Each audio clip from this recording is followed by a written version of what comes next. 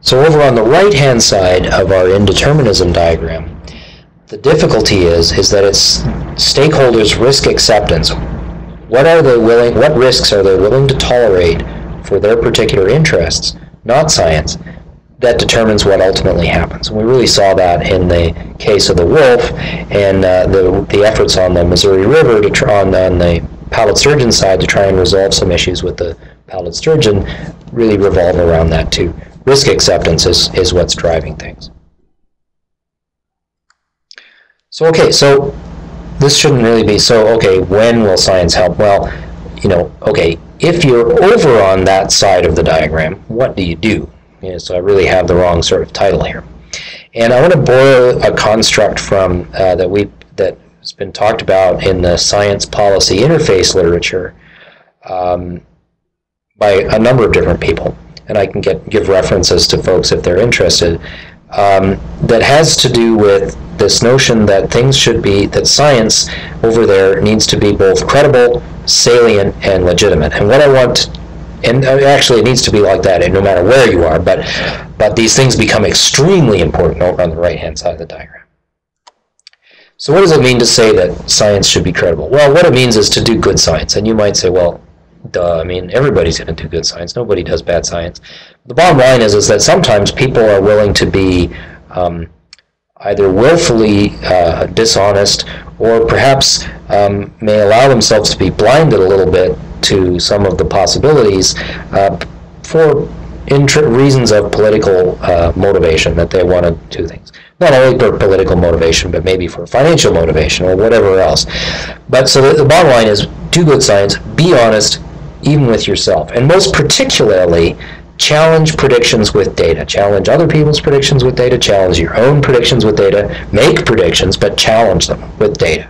And this is how we build credible science. Okay, so this isn't anything, this is nothing new to anybody.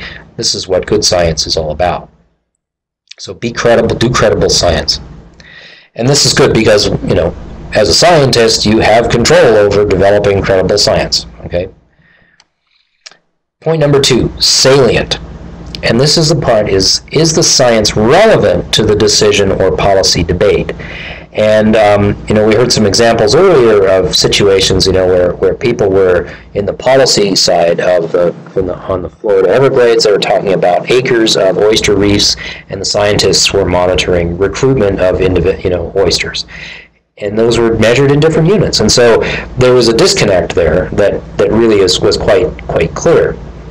It's not always quite so clear that kind of disconnect is there, but what we're really interested in here is what is described in a lot of circles as sort of co-construction of knowledge, so involving managers and stakeholders directly in the development of the scientific methods. And a lot of the work that I did in terms of the rapid prototyping and the structured decision-making workshops really revolves around getting at this salience construct in developing co-construction of knowledge so that you can make sure that the science that you do actually is relevant to the policy decision-making. Question. And again, salience is kind of nice because that's something that you as a scientist can actually have some degree of control over. You can do your science a little bit differently in order to make it salient. And we have lots of processes that we've sort of worked out for how to work out what is the salient science to do. So that's all well and good, but what about this third one? And so legitimate. Mark Ridgway, we were over beer the other night, described we were talking about a particular problem in which the decision analysis sort of was tossed and ignored, and Mark Ridgway referred to this as, as having style, as needing to have style and timing, because then a subsequent process actually worked. And I think this is really a part of legitimacy. So the problem with legitimacy is that it's a social construct. It's not the purvey of the scientist. And so there's lots of dimensions to this, but some of them are things like, are the decision makers actually trusted by the stakeholders to make decisions? Because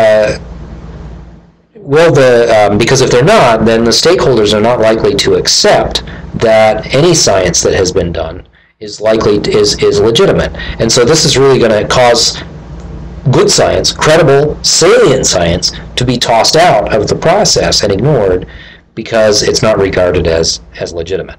And the problem is that as a scientist, we don't have a lot of control over the legitimacy of the science because we don't necessarily have control or even a lot of knowledge or interest in the social context in which that science is being applied.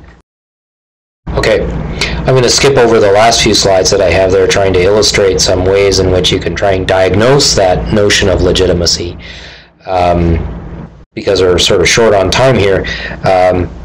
Questions, comments, here's our email addresses and my blog where I sometimes post items of this nature to that location. Thank you very much for your attention, and I'll look forward to taking any questions at this point.